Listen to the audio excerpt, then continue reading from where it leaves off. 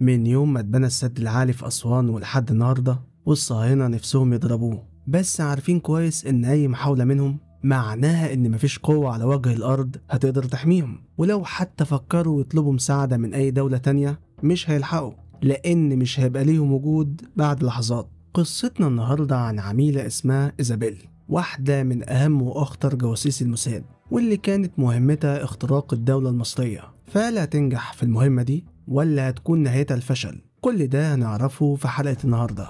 اتولدت إيزابيل سنة 1934. والدها كان يهودي بولندي من أصل أسباني، وفي سنة 1921 هاجر لفلسطين المحتلة واستقر في مدينة القدس القديمة، ولكنه بعد فترة قرر إنه يسافر الأوروجواي ويلتقي ببعض أفراد أسرته ويستقر هناك. وفعلا سافر الأوروجواي، وبعد فترة قدر إنه ينجح في شغله لحد ما أسس مصنع إنتاج بذور الكتان، والمصنع ده كان خاص بيه تقريبا هو وأخته. وطبعا حالتهم المادية كانت مؤثرة جدا، عشان كده إيزابيل اتعلمت في أفضل المدارس، ولأنها كانت ذكية ومتفوقة قدرت إنها تتقن أكتر من لغة زي الفرنسية والألمانية والأسبانية والإنجليزية. وبجانب تفوقها الدراسي فهي كمان كانت متميزة في العزف على البيانو وفي رقص الباليه وفي كل حاجة حرفيا. ولكن الكل كان ملاحظ إن إيزابيل من صغرها عندها كره لكل حد غير يهودي، وبتتكلم بشكل انفعالي وعدائي عن كرهها لأي ديانة تانية. عشان كده أول ما وصلت لسن الجامعة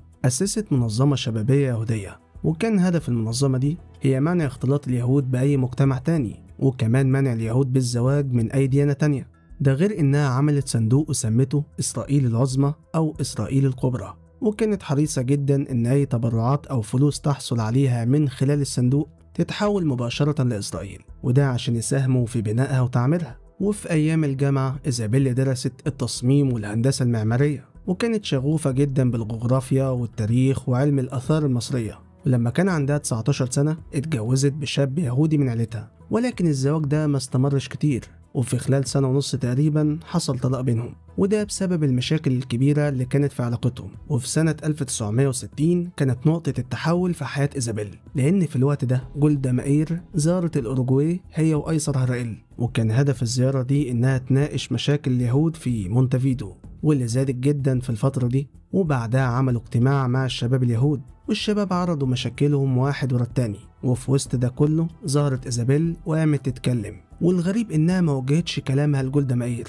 ولكن وجهت كلامها لباقي الشباب وقالت لهم: هو احنا ليه مش بنصدر غير مشاكلنا لإسرائيل؟ ليه ما بنحطش إيدينا في إيدين بعض ونحاول نساعد الدولة بكل اللي نقدر عليه؟ وطبعا بعد الكلمتين دول جولدا مائير انبهرت بجرأتها وشجاعتها وحبها لإسرائيل، وبعد الاجتماع طلبت إنها تقابلها. وفي المقابلة جولدا مائير قالت لها: أنا مبسوطة بيكي جدا، وانتي هيبقى ليكي مستقبل كبير في الخيانة. قوليلي يا شاطرة، انتي بتعرفي تتكلمي كام لغة؟ إيزابيل قالت لها: أنا بعرف أتكلم أسباني وفرنساوي وإنجليزي وألماني كمان. وقتها جولدا مائير حست إن إيزابيل كنز بالنسبة لهم، وقالت لها: انتي مكانك مش هنا، انتي لازم تكوني هناك في إسرائيل. وبعد اللقاء ده إيزابيل قررت إنها تسافر لتل أبيب وتبدأ حياتها من جديد، وكانت شايفة إن فلسطين المحتلة هي دولة اليهود الأم، ولازم كلهم يهاجروا ليها ويبدأوا يعمروها. ولما اتكلمت مع والدها في موضوع سفرهم وانتقالهم لإسرائيل، أبوها رفض وقال لها: أنا مش هنفع أسيب شغلي هنا في الأوروجواي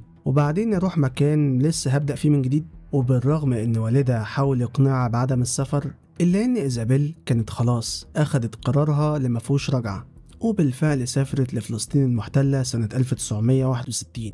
وما كانتش هي لوحدها، كان معاها 75 شاب يهودي سافروا على إيطاليا، ومن إيطاليا لميناء حيفا. وهي على متن السفينة الإيطالية اتعرفت على ضابط من ضباط السفينة، وكان أسباني الجنسية، وبسبب جمالها وطلتها أعجب بيها. اداها رقم تليفونه وعنوان بيته، وقال لها: لو فكرتي تروحي أسبانيا في يوم من الأيام اتصلي عليا. إيزابيل شكرته وأخدت منه رقم التليفون والعنوان، ودي معلومة مهمة هنرجع لها كمان شوية. وكملت إيزابيل رحلتها، وبمجرد وصولهم لميناء حيفا تم استدعائهم في مكتب الهجرة، وسألوهم شوية أسئلة زي هم بيشتغلوا إيه، وإيه مجال دراستهم وهوايتهم، وإزاي ممكن يفيدوا إسرائيل ويقدموا لها خدمات وهكذا. وبعدها تسجلوا بأسماء مستعارة في المعاهد العبرية عشان يتعلموا عبري كويس ويعرفوا يندمجوا وسط المجتمع من غير ما يلفتوا الانتباه. في البداية إيزابيل كانت ناوية إنها تبعد عن السياسة تماما، وقررت إنها تبحث عن شغل خاص بمجال دراستها في المعمار والهندسة. وفعلا بعد بحث كتير أخيرا لقت الشغل، وكمان أجرت شقة في فلسطين المحتلة. ولكن إيزابيل ما كانتش تعرف إن بمجرد نزولها من السفينة ووصولها لميناء حيفا، وكانت بتتم مراقبتها من خلال الموساد، وده تم بأمر مباشر من جولدا مائير. جولدا مائير اللي ما كانتش ناسية لقائها بإيزابيل واللي حصل في الأورجواي، وكانت شايفة إن إيزابيل لقطة وما ينفعش تتفوت أبدا. وبعد ما عدى سنة تقريبا، إيزابيل في مرة كانت راجعة من شغلها على شقتها زي كل يوم، ولكنها اتفاجئت إن الباب بيخبط. ولأنها ما كانتش تعرف حد ولا ليها أصدقاء، استغربت جدا وقالت يا ترى مين بيخبط عليا. ولما فتحت الباب لقت قدامها 2 من ضباط الموساد، وقالوا لها احنا عاوزينك في موضوع مهم. إيزابيل قالت لهم موضوع ايه؟ قالوا لها ما تقلقيش مننا، احنا عاوزين مصلحتك. وبدأوا يسردوا عليها كل شريط حياتها، واتفاجئت انهم عارفين كل تفصيلة كبيرة وصغيرة عنها. وفي النهاية قالوا لها احنا عاوزينك تقدمي خدماتك لإسرائيل وتشتغلي في الموساد، واللي بعتلنا متأكدين انك هتوافقي. ولكن إيزابيل وقتها كانت خايفة ان الاتنين دول يطلعوا من ضمن الشبكات اياها اللي هي مشبوهة، واللي بيصطادوا البنات المغتربات اللي زي حالتها ويشغلوهم فتيات ليل، لأن الشبكات دي كانوا بيوهموا البنات بأنهم هيشتغلوا في جهاز الأمن الإسرائيلي، ولما يوافقوا بعدها يستغفلوهم ويشغلوهم في الطريق ده. والموضوع ده كان منتشر جدا وقتها، بس واضح إن الأشخاص دول كانوا قارينها كويس وعارفين هي بتفكر في إيه. عشان كده في النهاية قالوا لها تأكدي إن كل كلمة قلناها لك حقيقية تماما، وعشان تطمني أكتر بكرة هتقابلي شخصية مهمة في مقهى معين في تل أبيب. وادولها عنوان المقهى والميعاد ومشيوا. في اليوم ده إيزابيلا دماغها كانت بتودي وتجيب، هل اللي قالوه الاتنين دول حقيقة ولا دي مجرد خدعة؟ لحد ما حسمت أمرها وراحت للمقهى في الميعاد المحدد. ولما وصلت لقت إن في ترابيزة محجوزة باسمها، وبعد دقايق جه شخص كده وقعد قصادها وعرفها بنفسه إن اسمه أيسر هرائيل اللي كان رئيس الموساد في الوقت ده. تخيل إن رئيس الموساد بنفسه يجي يقابل عميلته كده، الموضوع مش بسيط. كفاية إنه راح لحد عندها، ده معناه إن في حاجة كبيرة. بس هو مش جاي من دماغه، ده جاي بتوصية مخصوص من جولدا مائير، وده بعد آخر لقاء لما قعدت معاه. والحقيقة البنت دي كانت متعلمة وبتعرف تتكلم أكتر من لغة، وده كان هيفيد الموساد وقتها. يعني باختصار كأنهم لقوا عميلة جديدة ما تختلفش عن الجاسوسة هبة سليم أو الجاسوسة أمينة المفتي. عشان كده إيزابيل لما شافت هرائيل بيقابلها بنفسه، أول سؤال سألته اشمعنى اخترتوني أنا بالذات للمهمة دي؟ هرائيل قال لها لأن اللي عرفناه عنك بيأكد لنا إنك كنز كبير، انتي بنت جميلة وفي عز شبابك، وكمان عندك كاريزما وشجاعة وبتتقني أكتر من لغة، والأهم من كل ده هو حبك وانتمائك لإسرائيل. وهنا إيزابيل سكتت شوية وقعدت تفكر في خطوتها الجاية. هرائيل قال لها أنا متفهم موقفك وهديكي فرصة تفكري، ولو وافقتي أنا مستنيكي في مبنى الموساد، لأن مش هينفع أتكلم معاكي في أي تفاصيل للمهمة غير هناك. وتأكدي إنك لو وافقتي فأنت كده بتكتبي اسمك في تاريخ إسرائيل. ودلوقتي إيزابيل قدامها طريقين، يا إما تكمل في شغلها الطبيعي كمهندسة معمارية وتتجوز وتخلف وتعيش حياتها زي أي حد، أو تنضم لجهاز الأمن الإسرائيلي وتقدم خدماتها لإسرائيل زي ما كانت بتحلم طول عمرها. وفي النهاية اختارت الطريق التاني، وهو إنها تنضم للموساد وتقدم خدماتها للدولة. وفعلا تاني يوم اتجهت لمبنى الموساد وقابلت هرائيل وقالت له أنا مستعدة عشان أبدأ. وبالفعل بدأوا مرحلة التدريبات، وخضعت لتدريبات مكثفة في مدرسة المقاتلين السريين. علموها ازاي تفك الشفرات وازاي ترسل الرسائل السرية عن طريق جهاز اسمه موريس، ودربوها على كيفية التخفي والهروب من المراقبة، وازاي تحفظ او تسترجع اي معلومات او مشهد شافته. واللي لفت نظرهم ان إيزابيل كانت ذكية واتعلمت بسرعة وفي وقت قياسي. وبعدها جه وقت التدريب العملي، وكانت اول مهمة ليها انهم بعتوها لمعسكر اسرائيلي وادولها كاميرا وقالوا لها مهمتك انك تصوري لينا كل حاجة تلاقيها في طريقك، وده بدون ما حد ياخد باله. وفعلا إيزابيل نجحت في المهمة بجدارة. وتاني مهمة كانت انهم بعتوها لمحطة الطاقة وقالوا لها انها تدخل المحطة بدون اي مساعدة منهم، والمطلوب منها انها تتحرك في المكان بكل خفة وما يكونش معاها كاميرا ولا ورقة ولا قلم، وتحاول على قد ما تقدر انها تحفظ كل حاجة تشوفها قدامها. وبعدين تخرج من المحطة بدون ما حد يشوفها وترجع للموساد وتشرح لهم كل حاجة شافتها هناك.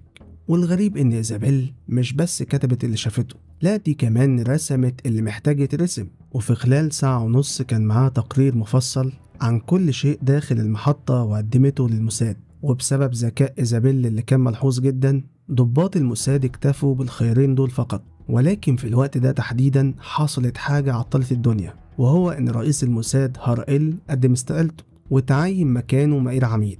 وأول ما استلم شغله لقى قدامه ملف الجاسوسة إيزابيل، وبعد فترة من دراسته للملف تم استدعائها للموساد. وفي البداية مائير رحب بيها ووعدها إن اسمها هيبقى علامة في التاريخ، وده بسبب البطولات اللي قدمتها واللي هتقدمها لإسرائيل. وبعدها قال لها أكيد انت فاهمة يعني ايه 2 رؤساء موساد يقعدوا معاكي، الأمر اللي انت داخلة عليه في غاية الأهمية والخطورة في نفس الوقت، عشان كده لازم عينك تبقى في وسط راسك. إيزابيل قالت له أنا مستعد أقدم كل حاجة لخدمة إسرائيل، وأوعدك إني هنجح في المهمة أيا كانت هي إيه. مائير قال لها إحنا قدامنا 3 دول معادية، وهم مصر وسوريا ولبنان، وإحنا اخترناكي عشان تخترقي الدولة المصرية، ولازم تعرفي إنك هتروحي هناك على أساس إنك بنت فرنسية مهتمة بالآثار المصرية، وإجادتك لأكتر من لغة هتخليكي تقابلي طبقات ورتب كبيرة. ولازم تعرفي إن أهم الأسلحة عندك هما الكاميرا بتاعتك اللي هتصوري بيها كل حاجة، وعينك وذكائك، وأنا متأكد إنك قد المهمة. وفعلا بعد أيام قليلة إيزابيل اتجهت لمطار الليد، ومن هناك أخدت طيارة لباريس، ومن هناك قابلت شخص عرفها بنفسه باسم مايكل. ومايكل ده كان هو إسحاق شامير بنفسه اللي بقى فيما بعد رئيس وزراء إسرائيل. وقتها كان هو قائد للوحدة اللي بتدير العملاء في البلاد المستهدفة. وشامير بلغها بكل المهمات المطلوبة منها،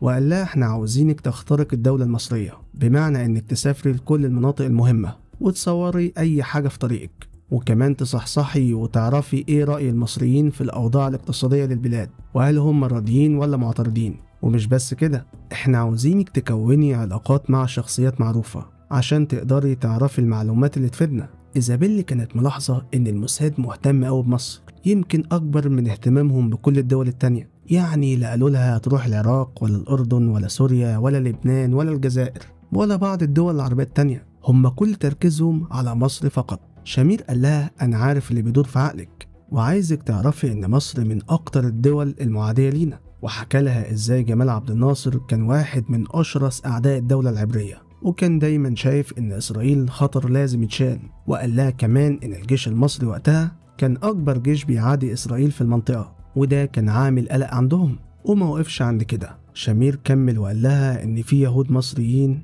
لسه محبوسين في سجون مصر بقالهم 7 سنين، أصلهم كانوا شغالين لحساب إسرائيل، واللي كلفتهم سنة 1955 ينفذوا مجموعة عمليات تخريبية عشان يمنعوا خروج الجيش البريطاني من قناة السويس. بس الحكومة المصرية ساعتها قبضت عليهم واتفضحوا كلهم، وتعرفت الحكاية دي بعد كده باسم فضيحة لافون. وفي النهاية قال لها إنك لو قدرت تعرفي أي معلومة عن السجناء دول ياريت تبلغينا فورا. وبعد فترة من التدريبات في باريس، مايكل طلب منها إنها تنسى جواز السفر اللي معاها وتروح لسفارة الأرجواي وتطلب جواز سفر جديد، لأن جواز سفرها عليه أختام دخولها وخروجها لإسرائيل وممكن بسهولة تتكشف. وبعد ما إيزابيل طلبت جواز سفر جديد، اتجهت للقنصلية المصرية وطلبت تأشيرة دخول للقاهرة، ولكنهم سألوها ليه عايزة تسافري لمصر بالتحديد، وخصوصا إنها طلبت تقعد هناك فترة طويلة. إيزابيل قالت لهم لأني مهتمة بعلم الآثار وبالمعمار المصري القديم، وعاوزة أزور مصر عشان ده هيفيدني جدا في أبحاثي ودراستي. وفي النهاية القنصلية سمحت لها بالسفر، وبعدها إيزابيل سافرت للقاهرة وبدأت في تنفيذ مهمتها. وطبعا سفرها من إسرائيل لباريس ومن باريس للقاهرة كان للتمويه، لأنها لو سافرت من إسرائيل لمصر مباشرة أكيد هيشكوا فيها، ولكن لو سافرت من باريس لمصر فده أمر طبيعي جدا. وأول ما وصلت القاهرة اتجهت لفندق كان مشهور، وده يعتبر واحد من أرقى الفنادق في القاهرة، ودايما بيدخلوا سواء مصريين من الطبقة الراقية أو الأجانب. وطبعا عرفت نفسها على إنها باحثة في علم الآثار وكمان رسامة، وكانت بتتعرف على المرشدين السياحيين اللي بيترددوا على الفندق عشان تقرب منهم. ومن بين المرشدين دول كان في شاب اسمه أحمد الراوي. إيزابيل عرفت إنه بيحضر رسالة الدكتوراه في الآثار المصرية، وفي المعمار المصري القديم، وده بيخليه يلف أغلب محافظات مصر. وهنا إيزابيل قررت إنها تتعرف عليه وتقرب منه لحد ما فعلا قدرت تعمل كده، وبقوا يتقابلوا كل يوم ويتكلموا عن مصر وآثار مصر الفرعونية. وفي يوم إيزابيل طلبت منه إنه ياخدها معاه في جولاته داخل مصر، لأنها هي كمان باحثة في علم الآثار المصرية. والشاب وافق فورا ورحب بيها، وأول زيارة كانت لجنوب مصر. وفي أثناء الطريق إيزابيل اكتشفت حاجتين مهمين. أول حاجة إن الدولة المصرية طورت من السكة الحديد بشكل ملحوظ، لدرجة إن السكة الحديد بتتحمل نقل الأسلحة والمعدات التقيلة. وتاني حاجة إن الجيش المصري بينقل أسلحة ومعدات لجنوب مصر والسودان. وبعد انتهاء الرحلة إيزابيل رجعت للفندق مرة تانية، وبعدها راحت لصالونات التجميل اللي بيكون فيها نساء من الطبقة العليا، وخصوصا زوجات الضباط ورجال الدولة. وبالفعل قدرت إنها تقرب منهم، وهم بدورهم كانوا بياخدوها معاهم للنوادي وفي بعض سفرياتهم. وفي أثناء سفرية من سفرياتها وقعت عينيها على طائرات تابعة للاتحاد السوفيتي، وفي خلال لحظات إيزابيل عرفت نوع الطيارات دي وعددهم، واحتفظت باللي عرفته في ذاكرتها بدون ما حد يشك فيها. وطبعا المعلومات دي كلها كانت بتتبعت للموساد أول بأول عن طريق شفرة موريس. وفي يوم من الأيام إيزابيل كانت مع صديقها أحمد في فندق مينا هاوس، وده يعتبر أمام أهرامات الجيزة. وقتها لفت نظرها صحفي كان واضح عليه إنه شخصية مهمة، ولما سألت صديقها عنه قال لها إن ده مش مجرد صحفي، بل واحد من أهم وأكبر الصحفيين في مصر، وده بسبب علاقاته مع كبار رجال الدولة.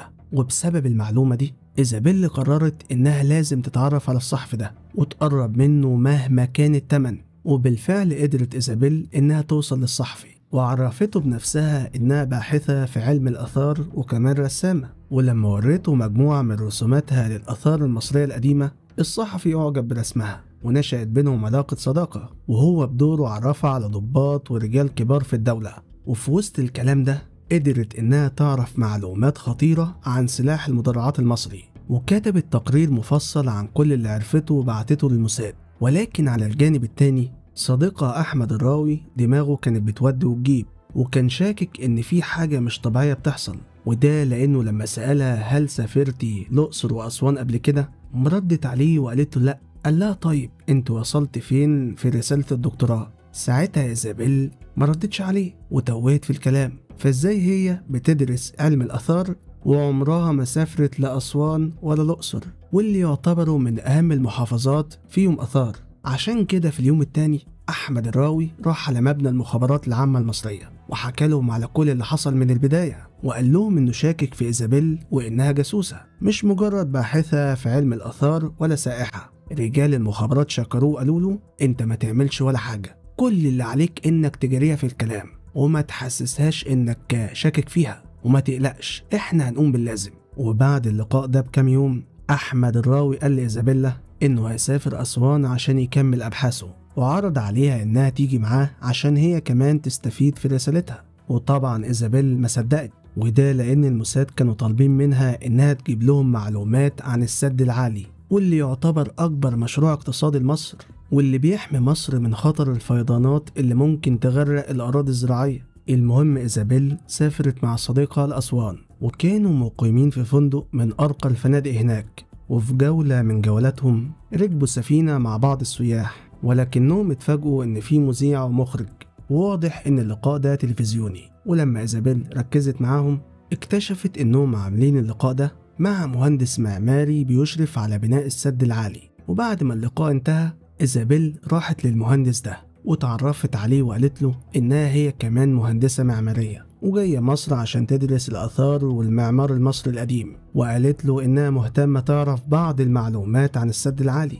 المهندس رحب بيها وقال لها إنه مش هيقدر يقول لها غير المعلومات اللي ينفع تعرفها، أما باقي المعلومات السرية مش هينفع يكشف عنها. وبالفعل إيزابيل كانت بتقابل المهندس ده باستمرار، ومقابلة تجارة تانية لحد ما نشأت بينهم علاقة صداقة قوية. وفي يوم من الأيام المهندس قال لها إنه معاه ملف موجود فيه كل الخرائط والصور الخاصة بالبنية التحتية للسد العالي واللي مفيش حد يعرفها. ويوم بعد يوم إيزابيل قدرت إنها تسرق بعض الخرائط والصور السرية للسد العالي، وفي خلال أيام قدرت إنها تبعت الملف ده للموساد، ولكنها ما سافرتش بنفسها لأن ده ممكن يخليهم يشكوا فيها. ولكنها اتعرفت على بعض السياح الأسبان وادت لهم الملف وقالت لهم يوصلوه لعنوان قرايبها، وطبعا ده كان عنوان الضابط الأسباني اللي قابلته في السفينة الإيطالية، فاكرينه؟ وبالفعل أسرة الضابط الأسباني استلموا الملف وبعتوه لعنوان في تل أبيب زي ما إيزابيل طلبت منهم. وبمجرد ما إسحاق شامير استلم الملف كان طاير من الفرحة، وكان حاسس إنه خلاص انتصر، لدرجة إنه كان شايف إن بدل ما يبعتوا الجيش الإسرائيلي بطياراته ودباباته الأحسن يضربوا السد العالي ويغرقوا مصر كلها في المية. ولكنه ما كانش يعرف إن كل اللي حصل ده ملعوب ومخطط من المخابرات المصرية، وإن الخرائط والصور دي كلها مزيفة، وحتى المهندس ما طلعش مهندس بل هو واحد من رجال المخابرات، وكمان ما كانش فيه لقاء تلفزيوني ولا حاجة، والمذيعة نفسها كانت سيدة تابعة للمخابرات، وإن كل الخطة دي عشان يوصلوا للموساد المعلومات المغلوطة اللي هم عاوزينها بس يعرفوها. ولكن المخابرات المصرية قررت إنها ما تقبضش على إيزابيل ويستخدموها لصالحهم. بس تعال نفكر شوية، هل السد ممكن ينضرب؟ مش معنى إنك عرفت معلومات عن السد سواء صح أو غلط إنك تقدر تعمل حاجة، وده ليه عدة أسباب كتيرة جدا. أولها إنك لو حاولت تمس السد فده مش معناه إنك بتضرب منشأة، لا، انت كده بتقضي على شعب كامل، ملايين هيموتوا، بلد كاملة هتغرق، وده مش اسمه هجوم عسكري، ده إبادة جماعية. والقانون الدولي حتى في الحروب إذا كان في قانون دولي عادل بيمنع استهداف المدنيين أو البنية التحتية الحيوية اللي بتأثر على حياة الناس بالشكل ده. يعني بالعقل كده وبالبلدي، لو اتنين بيتخانقوا في شارع وبيشتموا بعض الناس ممكن تحاول تهديهم أو تصالحهم على بعض، إنما لو واحد قتل التاني هنا مفيش صلح، في قانون، في قصاص، في عقاب. نفس اللي هيحصل لو حد ضرب السد. مصر وقتها ما كانتش هتسكت، والعالم كله ما كانش هيقدر يلومها، لأن الضربة دي معناها إنك مش بس بتحارب جيش، لا أنت بتمحي شعب من على وش الأرض. عشان كده رغم إن التفكير في ضرب السد كان موجود وما زالوا بيفكروا فيه، لكن تنفيذه كان مستحيل، مش لأنهم حنينين علينا، لا، بس لأنهم عارفين إن ده لو حصل فعلا مش هيبقى لهم وجود بعد كده، وطياراتهم حتى اللي هتعمل كده مش هتلحق تلاقي مطار تنزل فيه لأنهم مش هيكونوا موجودين أصلا. المهم بعد 3 سنين وتحديدا سنة 1965 الإسرائيليين اكتشفوا إنهم اتضحك عليهم، وإنهم كانوا واقعين في فخ كبير نصبته ليهم المخابرات المصرية. كل التقارير اللي كانت إيزابيل اللي بتبعتها لأسبانيا واللي كانت بتوصل من هناك لإسرائيل طلعت إنها معلومات مغلوطة ومفيش فيها حاجة حقيقية. كل مرة كانت بتبعت فيها تقرير الموساد كان بيبقى مبسوط جدا، كانوا بيقولوا خلاص احنا كده بقى عندنا كل حاجة عن السد العالي، يعني أي تطوير جديد بيحصل أو أي طوبة بتتحط الموساد كان فاكر إنه عارف بيها. قعدوا 3 سنين بنفس النمط، فاكرين إن السد العالي كتاب مفتوح قدامهم بيتفرجوا عليه كأنه فيلم، وكل تفصيلة صغيرة أو كبيرة فيه كانوا مطمنين إنها تحت عينيهم. بس الحقيقة إنهم كانوا بيتفرجوا على وهم، على خدعة معمولة بإتقان. ولما عرفوا الحقيقة سحبوا إيزابيل بسرعة من مصر سنة 1965 وقعدوا يحققوا معاها تحقيقات عنيفة، وقالوا لها أنت أكيد شغالة مع المخابرات المصرية. والمفاجأة إنها هي كمان كانت عايشة في وهم، فاكرة نفسها نجحت في عالم الجاسوسية، لكنها وقعت من أول خطوة. وبعد الصدمة دي إيزابيل كرهت حاجة اسمها جاسوسية، لكن الموساد حب يكافئها بجزء بسيط، وخيروها ما بين إنها تشتغل في الجيش الإسرائيلي ولا تشتغل مفتشة طيران في مطار اللد. ولكن إيزابيل ما اختارتش ولا ده ولا ده، واختارت إنها ترجع لشغلانتها الأساسية وهي مهندسة معمارية، وعاشت حياتها في تل أبيب وسط عيلتها، واللي بالمناسبة هم كمان هاجروا واستقروا في تل أبيب. وبعدها إيزابيل اتجوزت من سياسي معروف وأنجبت طفلين لحد ما توفت في شهر إبريل سنة 2023، وكان عمرها تقريبا وقتها 89 سنة بعد رحلة طويلة مع المرض. ولحد هنا تكون انتهت حلقة النهاردة، وبتمنى لو الفيديو نال إعجاب حضراتكم ما تنسوش تدعمونا بلايك. السلام عليكم.